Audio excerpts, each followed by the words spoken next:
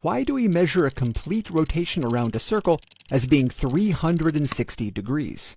When you think about it, the number 360 is a bit arbitrary.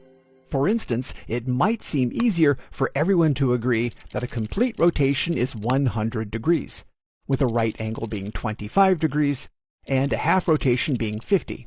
But that's not the measurement we use. So where did the 360-degree standard come from? The origin comes from the first time that people needed to accurately measure angles, when they looked up to the sky and charted the movement of heavenly bodies. Ancient people all around the world developed various ingenious methods for measuring the movement of the sun, earth, and moon in order to design calendars. The problem with making a calendar is that the rate that the earth rotates to make a day, and the time it takes to orbit the sun to make a year, and the phases of the moon don't all fit together as nice clean pieces. Among the ancient people who faced this challenge were the Babylonians. They created a highly accurate calendar based on the phases of the moon, which last between 29 and 30 days. When they worked to fit these lunar months into a year, they made a system of long and short years, not that different than our current convention of a leap year.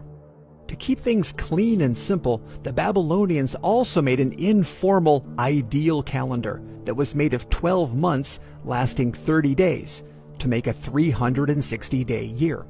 This was also convenient for them because their number system was based on 60.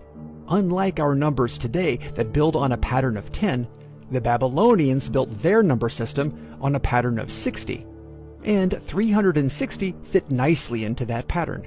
Following this method of breaking a year into 12 pieces, they also broke the length of a day into 12 pieces, called a biru, making their version of an hour. They then broke the 12 biru into 30 pieces called us, making their version of a minute. This gave a total of 360 us in one day, meaning that over the course of a day, the sun took 360 us to make one complete rotation in the sky. In the 2nd century BCE, the Greek astronomer Hipparchus began studying Babylonian astronomy.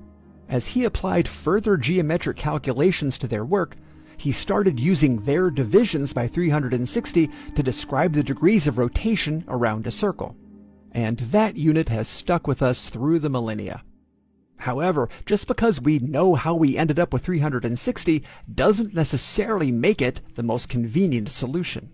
The scale of 360 is based on the movement of the sun, earth, and moon, and it might be more useful to base the unit of measurement on the circle itself. If you take the radius of a circle, the distance that radiates out from the center to the outer edge, we could use this as our unit of measurement. We can take the radius length and wrap it around a circle. An angle that opens up to one radius wrapped around the circle can be described as being an angle of 1 radian. The radius simply acts as our measuring stick. Extending on around, we see that a flat angle spans a little more than 3 radii. This quantity is a value we call pi, which is a value that starts with 3.14 and continues on forever. So a 180-degree angle equals pi radians. A complete rotation around a circle extends out a little more than 6 radii, or 2 pi radians. Now, it may seem like we just made this weird and complicated again, since a radian is based on a Greek letter that represents a decimal value that never ends. But the value of pi is intrinsically rooted in how a circle is formed, so it's a natural basis for measurement.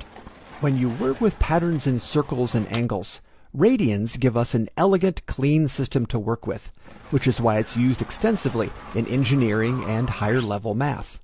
Just as you can choose to measure length in inches or centimeters, or temperature in Fahrenheit or Celsius, we can measure angles in degrees or radians. And radians give us a clean system of measurement that's based on the nature of a circle.